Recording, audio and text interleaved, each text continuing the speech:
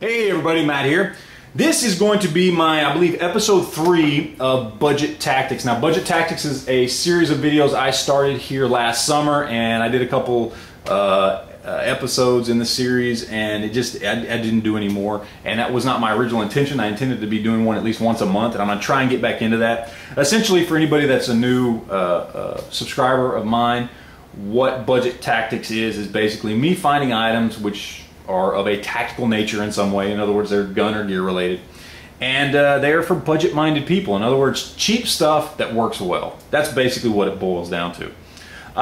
Today we're going to be looking at the Serpa Blackhawk CQC, which is the close quarters concealment holsters. Now, everybody knows the Blackhawk holsters. These are level 2 retention holsters. They're plastic holsters. They're not actual Kydex, but they work well. They're durable. You can beat the hell out of these things. They work great. The retention is awesome on these things. As you can see here, I've got one that fits the SIG P228 perfectly. It will also fit a 229 and a 226, and I believe a 225, but I'm not for sure on that.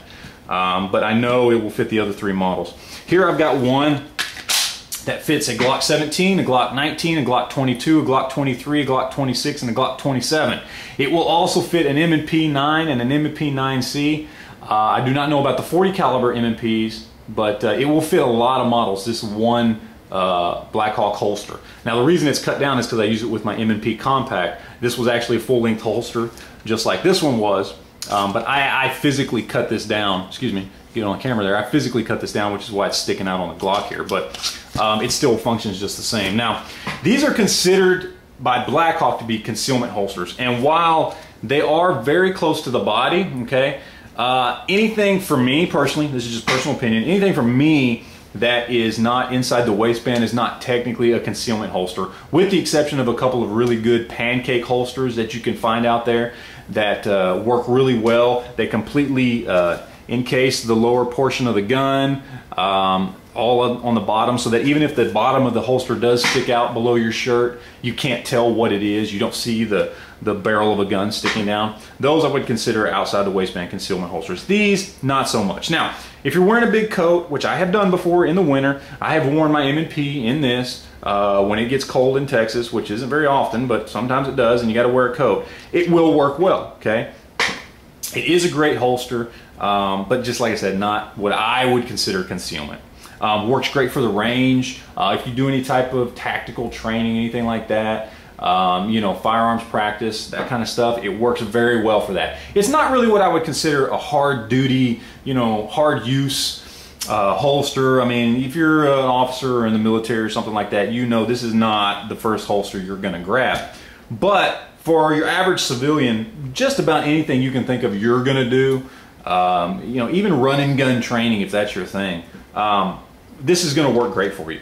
Now let's talk about price. I bought both of these for $14.99, okay, at my local sporting goods store.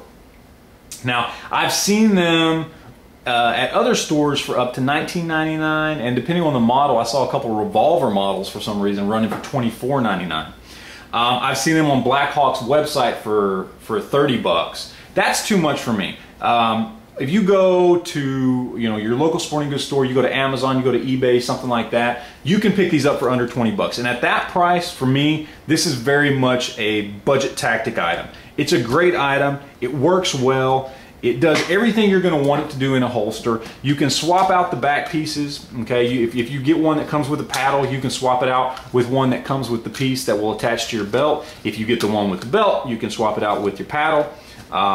Just 3 screws. This also adjusts for the cant of the rifle if you want it forward, back, whatever, depending on where you position your holster. All in all, a really great item, a really great holster for a really great price. So anyway, that's it. I'm going to get out of here. Hope this was helpful for you. Got any questions, comments, video responses, please send them to me. Appreciate you guys watching, and we'll talk to you later.